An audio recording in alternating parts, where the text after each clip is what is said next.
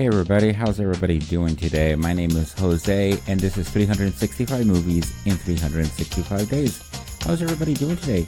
Hopefully wherever you're at, you are doing great. So we are in that time of the year when all the kids go back to school. If your kids haven't gone back to school yet, they will be soon. I know here in Texas where I live, it already has started either yesterday, today, or tomorrow, or next Monday. But generally, the kids are going back to school already, which is, really weird to me because when I was a kid growing up, we wouldn't be going back to school until September. So this idea that kids go back in August just seems always so weird to me. I don't know how everybody else feels about that. So today's movie is going to be Prom Night. Now, this is a 1980 slasher film. But before I get into Prom Night and tell you all my thoughts, a little recap of the story, and everything else you need to know about it before you decide whether you want to watch it or not, I got some news here to take care of. Well, not news, but some business, I should say, to take care of here at the top of the show. I want you to remind you guys, you can follow us on Instagram. I don't know, I've been so kind of in one of those mind fogs lately, the last couple of days, where suddenly I remember something and then I go to say it. And then suddenly I forget it like instantly. And I'm like, oh, what was I going to say? I just had one of those moments. So you can find us on Instagram, on Twitter, on Facebook, and just about any social media platform that you can think of. You can always download new episodes on Apple Podcasts, Spotify, Stitcher, and now you can find us on iHeartRadio, which is so exciting that this show is growing leaps and bounds every single day, it seems. If you know anybody who likes podcasts, or likes movie podcasts, or likes hearing someone ramble on about movies, let them know about the show. I'm always interested in hearing about people who convert new fans or new fans. If you have any kind of message or questions about the show, you can always send us a message through any of the aforementioned social medias, or there's a direct email in the the show notes, I should say, of your, wherever platform you're reaching us at, you'll see it in there. So that's all I really have in terms of business. Let's get on with the movie. So like I said, today's movie is Prom Night, and this is from 1980. It was actually released on July 18th in the U.S. I really chose this movie because, like I was saying, kids are going back to school. And so I thought, let me think about a movie that has to deal with school. And what a better movie than a revenge movie where kids die. And I know that to some of you, you're like, what the hell are you thinking? But let me tell you, it's a good movie. It actually surprised me. I actually had never seen this movie before I saw it last night when I saw this movie. And I was expecting crappiness, honestly. Just because I had read some of the reviews beforehand, and I was just like, oh, this doesn't seem like, like it's going to be a good movie. And in some ways it wasn't, and in some ways it was really entertaining. I gotta tell you, I saw so many other stereotypical, like, knockoffs of prior horror movies before this, and it even lent itself to be a genre breaker because it influenced in its story other movies down the line too. But that's my my general thoughts on the process of going into the movie. I don't have a whole lot about the making of the movie. The only thing that I found interesting, or any kind of nugget that I was like, oh, that was different, was that the movie was originally going to be released by Paramount. Paramount Studios had originally wanted to release Prom Night, and they bid for it. But their thing was that they were only going to release it in 300 screens, as where Avco Embassy ended up promising more. And so the producers of Prom Night went with them to release the movie, which in an interesting bit of destiny, you could call it, Paramount ended up having to go find a different slasher movie to release. What movie did they instead decide to hook on to? Friday the 13th, which was released 2 months before Prom Night. So those two movies have a little bit of a history because obviously Paramount ended up making a lot of money off Friday the 13th, but they might not have had they ended up actually securing Prom Night. So that was the only thing before, the making of putting together the movie that I found really kind of interesting in terms of its history. So let's talk about Prom Night. What is Prom Night? Now, it obviously stars Jamie Lee Curtis. She is the hero of this movie. And there's a bunch of other actors and characters. So let me get into those. So the cast includes, like I said, Jamie Lee Curtis. She plays Kim. Leslie Nielsen is her father, the school principal. We have Casey Stevens, who plays Nick. Eddie Benton, who plays Wendy. Michael Tuff, who plays Alex.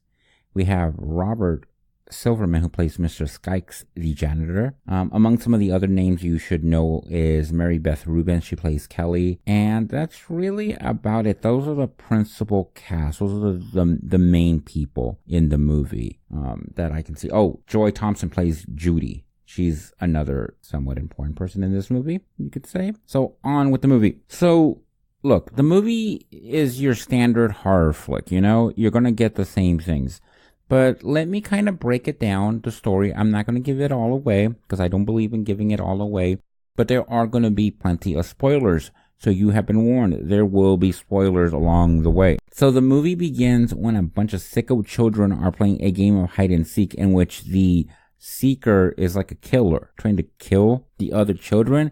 It is, I don't know, maybe that's how children played. I don't know. I didn't play with children. I really disliked children when I was a kid. So I don't know if maybe that's just standard fare. But anyways, so they're playing their little game of hide and seek when another girl wants to join in on the group.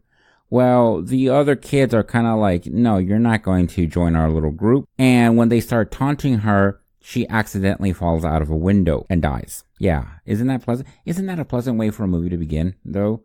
Is that, we see, the kids killing another kid, even if it is by accident. So they make a pact, the kids who taunted her, that they were going to keep it a secret, because if they go tell the police, then they're going to get in trouble. So they're going to be like, no one needs to know what we did here today. And of course, doesn't that sound a lot like I Know What You Did Last Summer? I tried looking for movies before this one where the idea was kind of the same, where a crime happens and the people decide, instead of being good people and decent people, when it wasn't their fault somewhat, they were going to try to keep a secret to their grave and someone knows and is going to go after them as revenge. And I really couldn't find any movie that dealt with that same circumstance before Prom Night. So I wouldn't be surprised if that whole take on, secrets or originated here.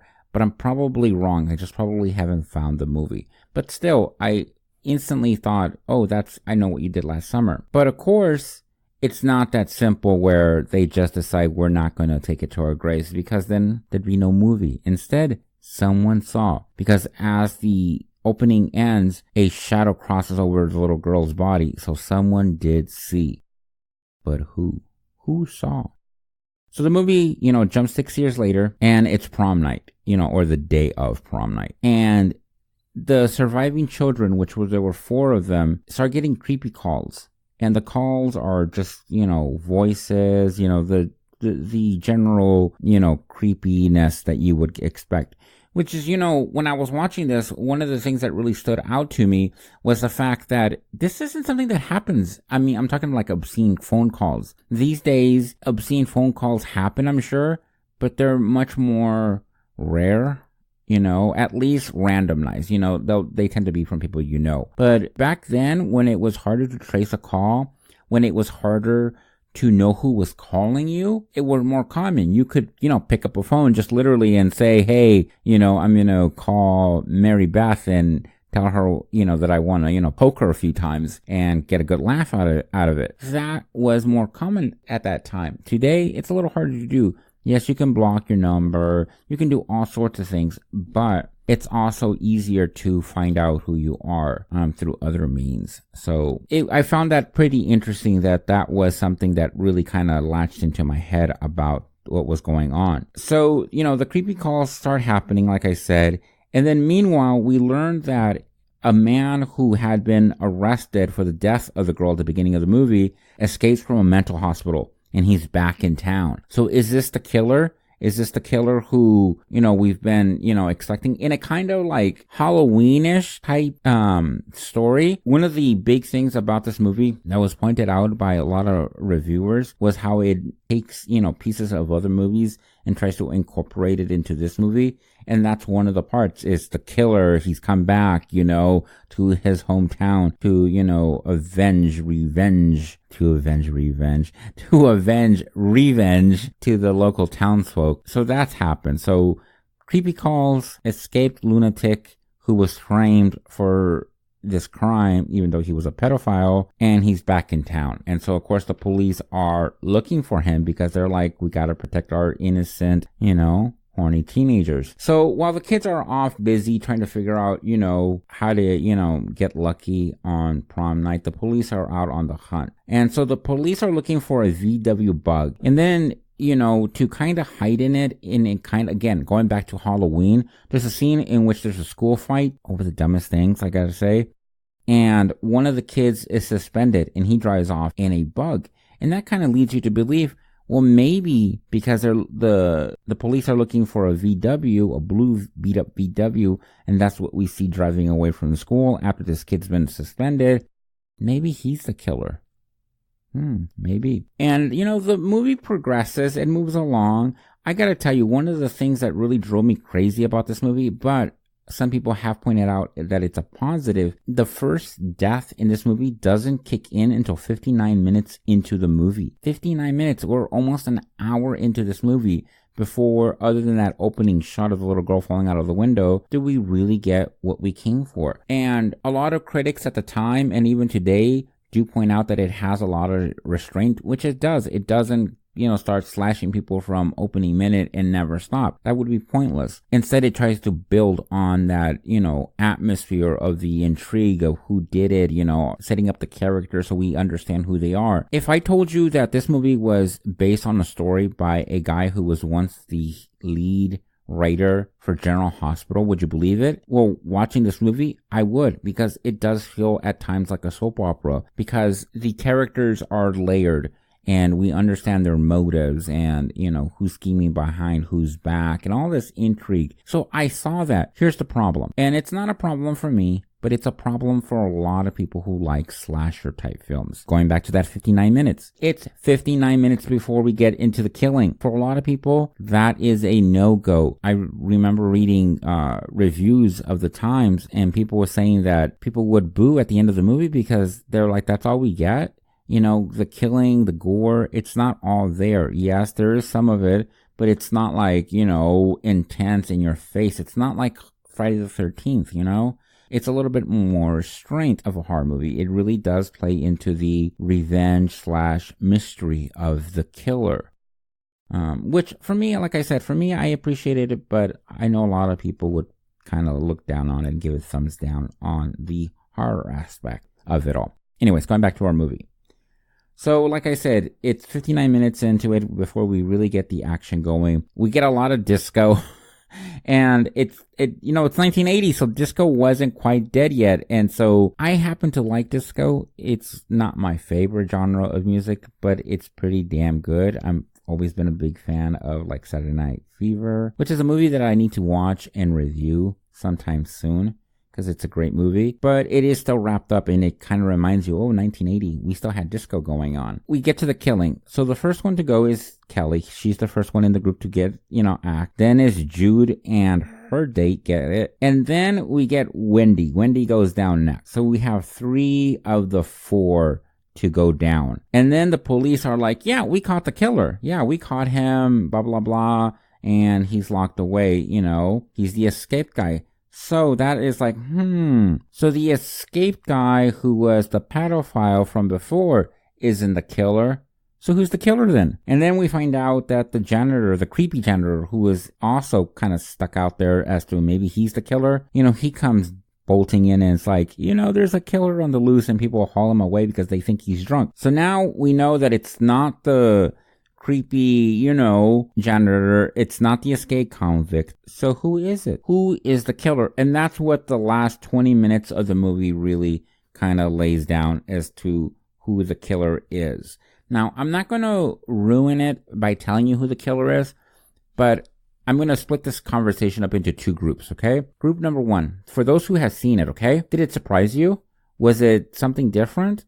I can tell you when I saw who the killer was, it kind of surprised me, but it also felt very forced in some ways. Like, I don't know, it left a bad taste in my mind because, you know, a lot of times when I watch movies for the first time, if it's a movie that I'm not necessarily reviewing, and when I sat down to watch this movie, I actually wasn't going to review it. It was just a movie that I was watching on my own. I'll sometimes go online and look at, like, you know, Wikipedia, or I'll read reviews.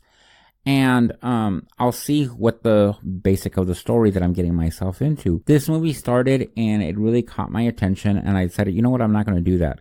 I'm going to go through with it and see if it is going to be a surprise. And when I got to the end and they revealed the killer, I don't know. In some part of me, it felt like, okay, that makes sense. That makes a lot of sense. But at the same time, a part of me felt kind of forced, you know? I don't know. What did you guys think? Did you guys think it was forced? Did you think it was satisfying? Was it trash? For the other group of you who haven't seen this movie, I can tell you that it does, you know, the ending does fall into a kind of soap opera type ending. I mean, soap operas don't have killers, but if they did have killers, you could see where this would be going, you know? And so I was just kind of like, I don't know. It took me a little bit of while to kind of think about what the movie was all about and whether I would recommend it. And to be honest, I wasn't sure right away. You know, there's some movies where instantly I'm kind of like, yeah, I can recommend this, thumbs up or thumbs down or 2 stars or 4 stars or whatever it is. Go see it. This one took me a little bit longer. So what did I really think about this movie? So my final thoughts are, I actually enjoyed this movie. Like I said, I wasn't going to watch it for reviewing purposes. It was just one of those movies I saw on Tubi, where I watch a lot of these movies. And I thought, okay, well, it's been on my list for a while. Let me go ahead and just watch it. And I actually really dug it. I really enjoyed it. It was a lot of fun. I actually would recommend it. Look, if you're a horror fan, you're going to watch it. If you're a fan of slasher movies, you're going to watch it. If you're a fan of any other kind of movie, I actually would recommend it.